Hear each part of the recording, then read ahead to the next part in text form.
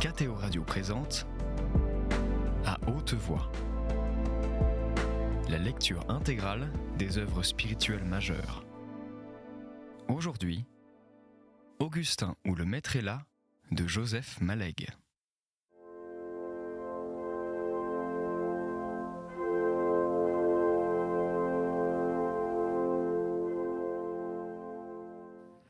Elle le ramena au spectacle des hommes et des choses. Entre lui et ce centre sonore s'interposait une masse crépelée de cheveux gris, dont il voyait rarement et mal son accompagnement de traits féminins. En revanche, il avait tout loisir de contempler deux mains truffées de taches rousses, qui se croisaient devant l'assiette en un interminable bénédicité. Petit elfe malicieux, l'une de ses mains profitait du moment où l'on ne la voyait pas pour pétrir une boulette de pain et la déposer brunie sur le rebord de l'assiette. Lorsque M. Desgraisses des Sablons s'adressait à cette dame, sa voix s'assourdissait de déférence, plus que pour sa voisine de gauche, qui s'accommodait sans doute d'une grande familiarité dans le respect. À droite de Mme Desgraisses des Sablons, à la place d'honneur, le vieil avocat au favori qu'on appelait Monsieur le Président se trouvait à moitié caché d'Augustin par un buissonnant surtout de glaïeuls et de mufliers. « Je me permettais de vous recommander ce vin d'Anjou, Monsieur le Président. Redonnez donc ce vin à Monsieur le Président. »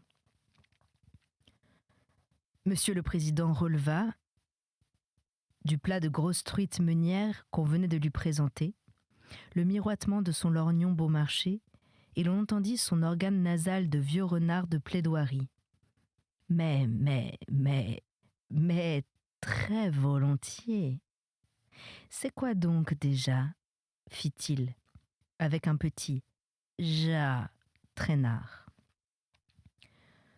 Coulé de ses rangs, dit le maître d'hôtel, d'un ton mat de confidence, ajoutant un chiffre d'année qu'Augustin n'entendit pas.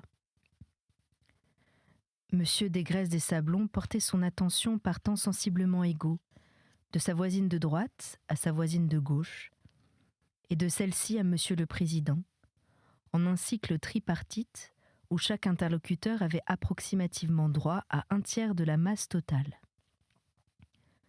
Quand la vieille dame de droite, sa dose absorbée et le rite accompli, était délaissée bouche béante, elle retournait vers Monsieur Desgraisses des Sablons, le chignon gris crépelé, et faisait bénéficier Augustin, avant qu'elle ne refroidisse, de ses intentions aimables laissées sans emploi. « Ah oui, celui-ci est bon », avoua le président d'un ton d'expert hargneux, destiné à faire croire qu'il n'eût pas hésité le cas échéant à dire « c'est médiocre ». Sa pupille gauche, blottie au creux de plissements sagaces, allait chercher sous sa paupière l'exacte spécification de la saveur, tandis que l'autre pupille, au-delà des poutres et des solives, fixait les hautes parties de l'air comme un œil de poule. « Il est, dit-il, d'un goût ample, ardent, étoffé, qui se développe dans la bouche, aristocratique. » Puis rendant décidément les armes aux qualités dûment détaillées du grand vin, y allant d'une capitulation globale et sans réserve, « premier ordre, fit-il. » Évidemment, il reste un peu local, regretta M. Desgraisses des Sablons. C'est un handicap peu mérité. C'est tout simplement le meilleur cru de l'Anjou, fit une voix solennelle et conventionnellement distinguée qu'Augustin se souvint d'avoir déjà entendue avant le déjeuner. « Oh, je le connais bien, fit le président d'un ton de celui qui, on ne la fait pas, avec des H plus aspirées encore que pour aristocratique, et qui ressemblait à une toux. Il roula sans cérémonie une autre gorgée dans sa bouche, à droite, à gauche, sur le devant, comme un gargarisme d'eau de Boto. « Monsieur le Président n'est pas vigneron pour rien », fit remarquer le voisin de gauche de Madame Desgraisses des Sablons, penché par-delà son assiette pour attraper un regard du vieux légiste. Mais celui-ci appartenait à la grande race sur laquelle la flatterie ne mord pas. Tout au plus, témoignage des résistances vaincues, encourage-t-elle l'action? Il y a bien ce qu'ils appellent le quart de chaume, dans les côtes du Layon, du côté qui tombe droit sur la rivière. C'est gai, je veux bien, spirituel, franc d'attaque, mais fichtre, la coulée de Séran, c'est la coulée de Séran. En sentant un besoin d'étendard, il maintient en l'air un morceau de truite empalé sur sa fourchette. Tout de même, Monsieur le Président faisait la seconde place d'honneur, dont la spécialité semblait être de s'assurer de faciles assentiments dans le domaine des vérités premières. Tous les vins d'Anjou ne valent point les coteaux du Layon. Rien de ce qui vient plus au sud ne vaut le coteau du Layon, spécifia le vieil avocat d'un ton sec où se confirmait l'expérience gourmande de toute une race. Ces ex-petits bourgeois de jadis, procureurs ou vignerons dans les très anciens temps, reproduisent encore aisément, s'ils sont assez vieux, les traits ancestraux. Ils les retrouvent avec volupté, malice, orgueil et nostalgie.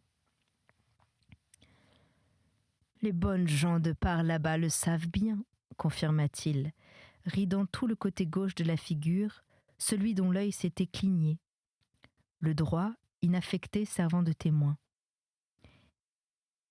Il faut les entendre vous dire « Ce vin-là, c'est point si bon, n'a-t-il un goût de piaré à fusil ?» Après quoi, il resta immobile dans son sourire sec, refoulant les poils blancs de ses favoris plaquéras. Et les initiés, ou ceux qui savaient lire dans ses signes, pouvaient y voir certaines caractéristiques de l'homme et de sa carrière. La ruse initiale, dont il n'avait rien perdu, si ce n'est la feinte humilité depuis longtemps inutile. L'orgueil précis et savouré de chacune de ces étapes vers une situation politique de premier ordre. Conseiller municipal, maire, conseiller général, président du conseil général, sénateur, ancien ministre. Le plaisir de goûter cette carrière par les deux bouts à la fois, gourmet politique juxtaposant dans la même bouchée les hors-d'œuvre et les fruits. Monsieur Desgraisses des Sablons, la deuxième place d'honneur, 3 ou 4 autres bouches serviles, de coupe, de fourrure et d'importances diverses, s'épanouirent à différents degrés d'ouverture. Madame Desgraisses des Sablons, elle-même, daigna quitter sa rieuse apparence de songe.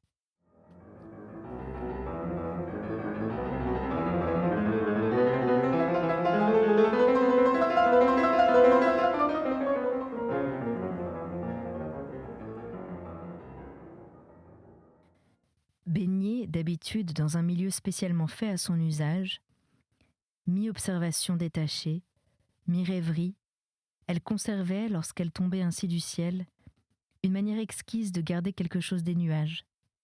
Par exemple, une place qu'elle ne daignait pas fixer au juste entre le zénith et la terre, entre le réel et l'impossible. Elle y joignait alors, à l'usage de son interlocuteur, des étonnements, un intérêt, une bienveillance délicieusement nonchalante, avec un peu de raillerie pour lui, peut-être pour elle-même, et sans doute pour tout le monde. Le président, le voisin de gauche, et tous ceux à qui elle les destinait, recevaient des marques d'intérêt avec une gratitude appréciante, confuse, presque amoureuse. Le président l'intéressait comme une force dont elle n'eut, certes, attendu nul danger et bien peu de contact, sauf précisément le fait qu'il était l'objet même de son observation. « Quand avez-vous pris le temps d'aller jusqu'en Anjou, monsieur le président ?» dit-elle, et du ton de Barberine. « Si loin d'ici. On vous imaginait dans vos fonctions d'homme d'État, aussi à l'aise au ministère que dans votre étude, autrefois partout chez vous, n'étant jamais que chez vous. » Augustin se mordit les lèvres pour le président qui ne se les mordit point et sans doute ne comprit pas.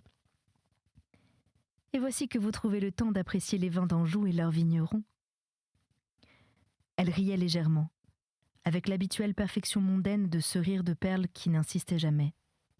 Monsieur Desgraisses des Sablons éprouva, une fois de plus, pour sa femme, un mélange mal filtré d'admiration, de grief, d'inquiétude, N'ayant pas encore tout à fait compris la haute qualité de cette indolence, la science qu'elle avait d'en sortir, sa profonde sûreté de jeu et son attrait infini.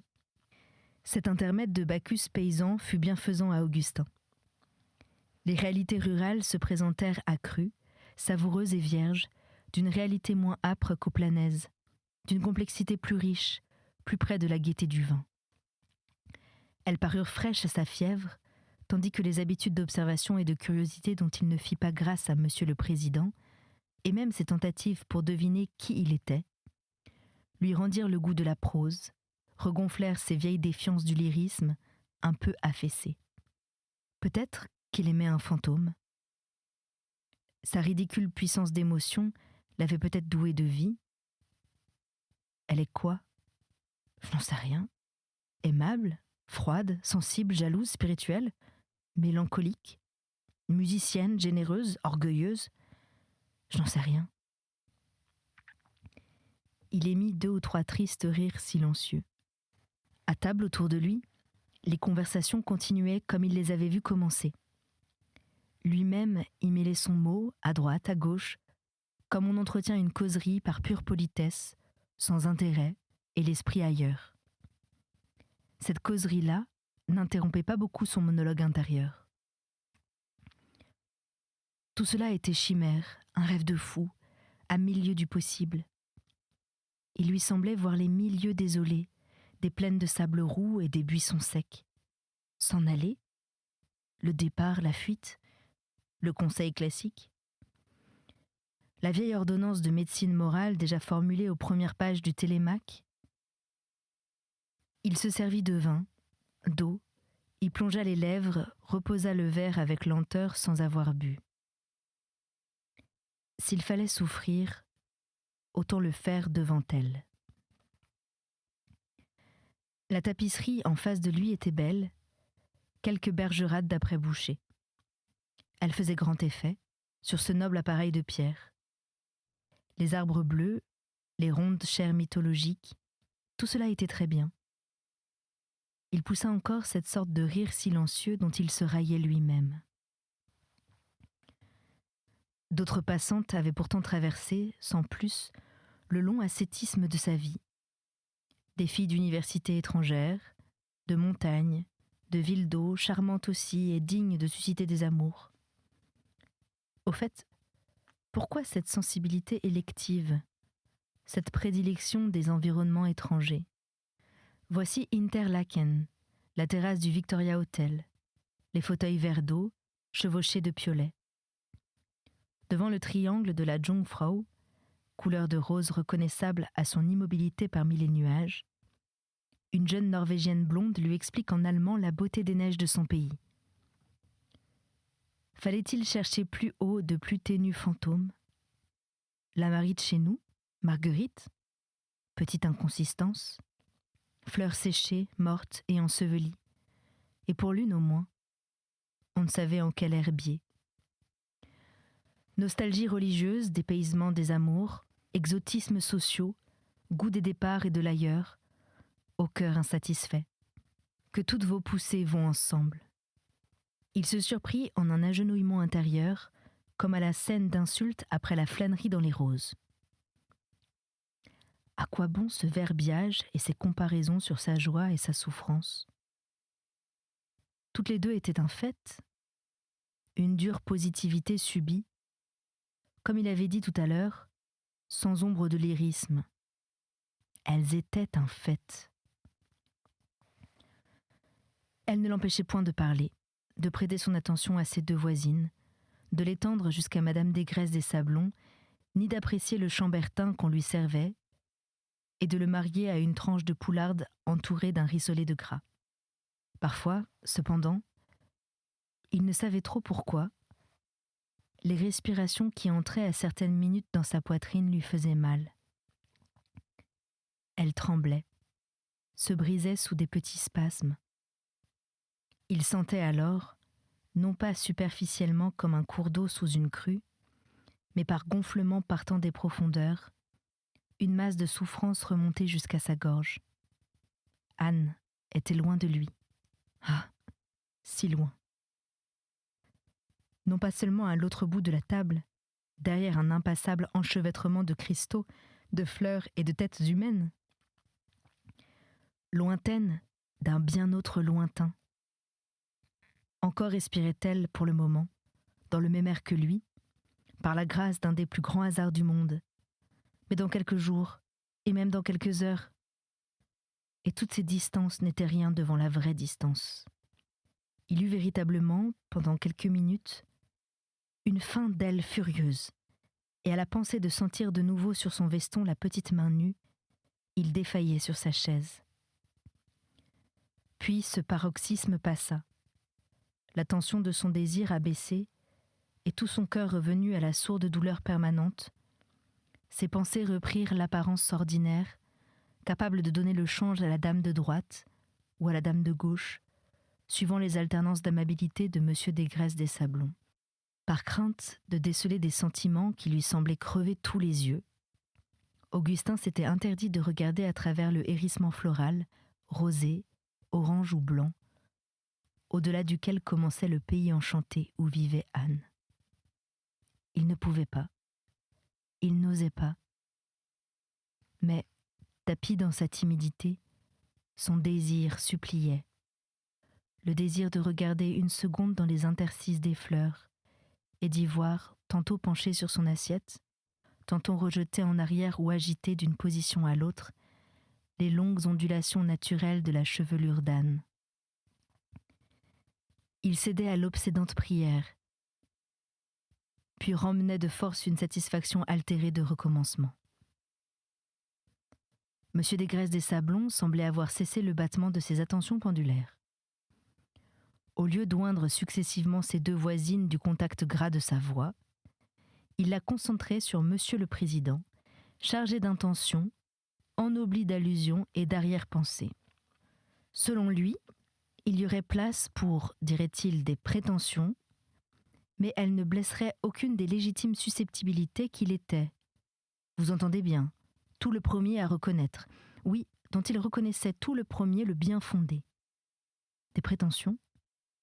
Des positions, pour mieux dire, où pourraient s'affirmer le bon sens et la modération de nos populations rurales, en restant à mi-chemin des solutions qui risquent d'être téméraires.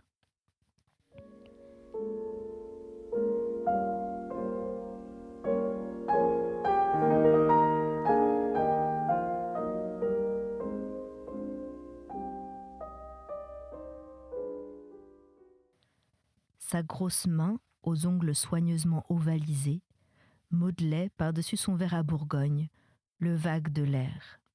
Des propos de ton très noble trouvèrent place à la fin de cet exposé doctrinal, coupé et encouragé à la fois par tous ces assentiments joyeux des fins de repas, que lui jetait le président, la seconde place d'honneur et d'autres voix encore. Il n'était, n'est-ce pas, que de mettre de l'ordre dans la maison, et aussi de faire apparaître le vrai visage de la France agricole et de se pencher sur lui.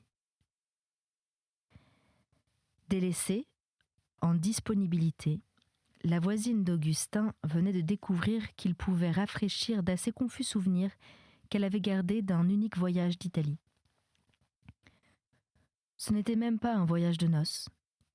Son mari ne lui avait conduite que bien plus tard, sur de plaintives et permanentes instances, quand cette prodigalité ne risquait plus de compromettre une situation suffisamment assise.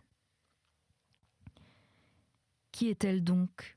Se demandait Augustin, jusqu'à ce qu'il s'avisa de déchiffrer comme il put le petit carton blanc indicateur de sa place, qu'elle faisait tourner entre ses doigts, comme elle avait au début du déjeuner, roulé et fait tourner sa mie de pain.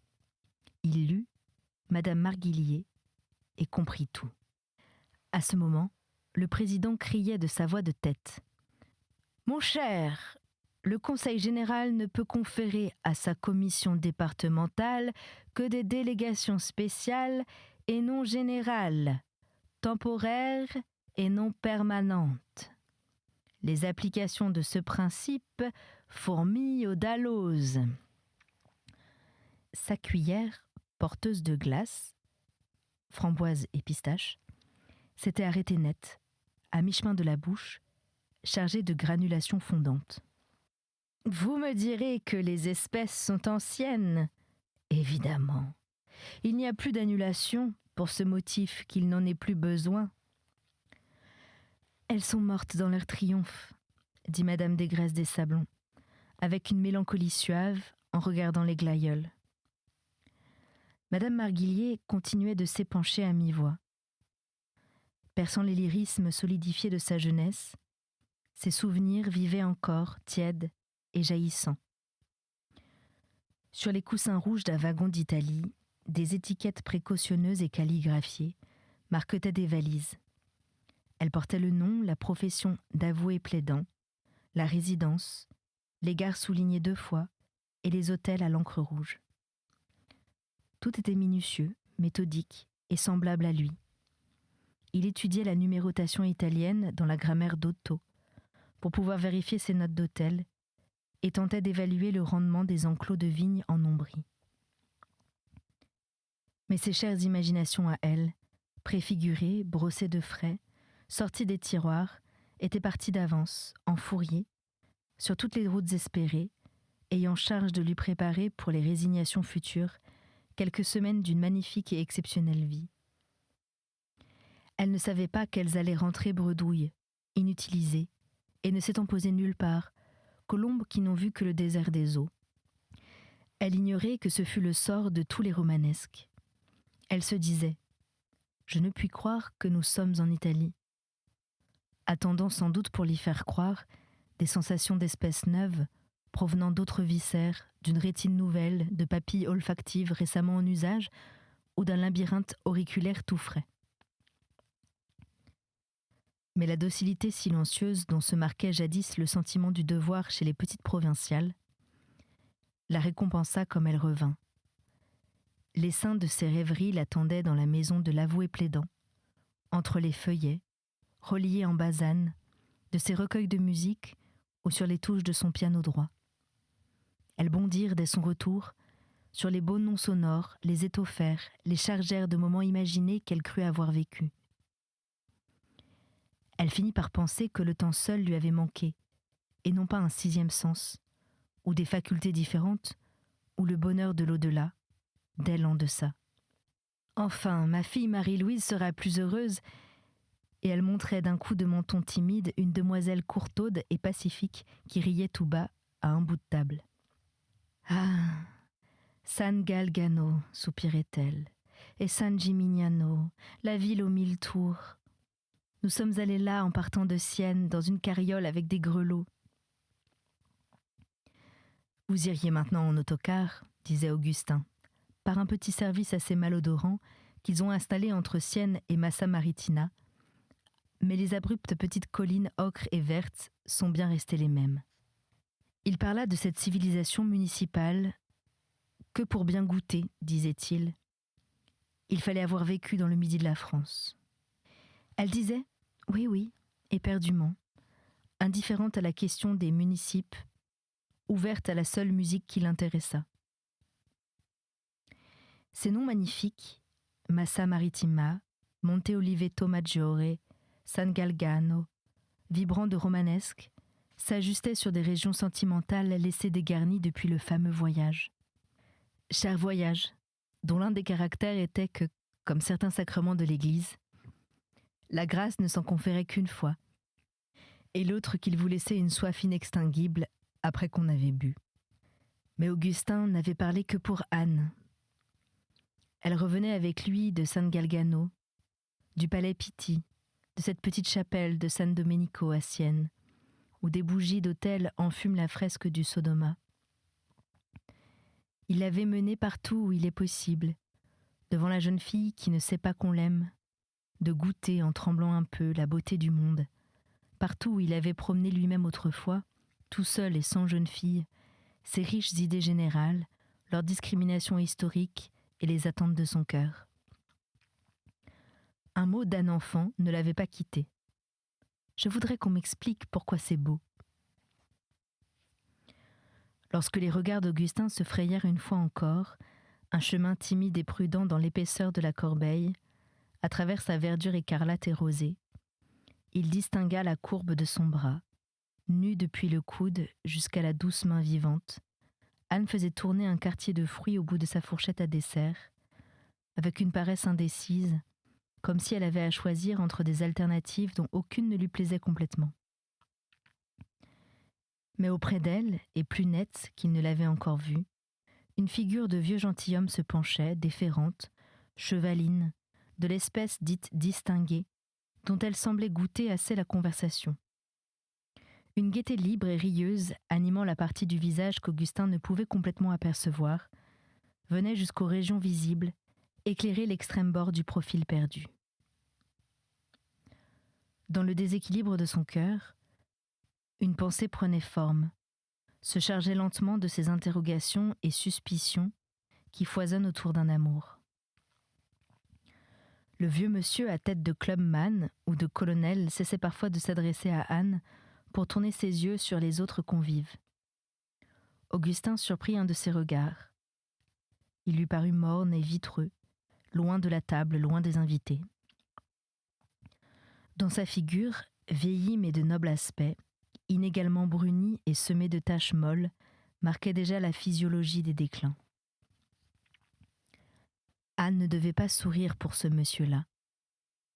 Mais il représentait un autre côté de sa vie, celui des quotidiennes relations mondaines qu'Augustin ne connaissait pas.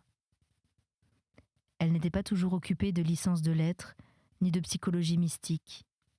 Il y avait bien des jours où elle devait vivre comme toutes les jeunes filles de son monde, libre, brillante, admirée. Elle souriait à des aspects ignorés de lui, délassée des choses que lui connaissait, heureuse, et comme Augustin ne se rappelait pas qu'elle eût jamais souri pour lui. C'était À haute voix, une émission de KTO Radio. Aujourd'hui, Augustin ou le maître est là de Joseph Malègue. Lecture, Anne-Céline Pellarini. Captation et réalisation, Aymeric Plouinec et Thibaut Dagalier. Une émission disponible en podcast sur ktoradio.com et sur l'application KTO Radio.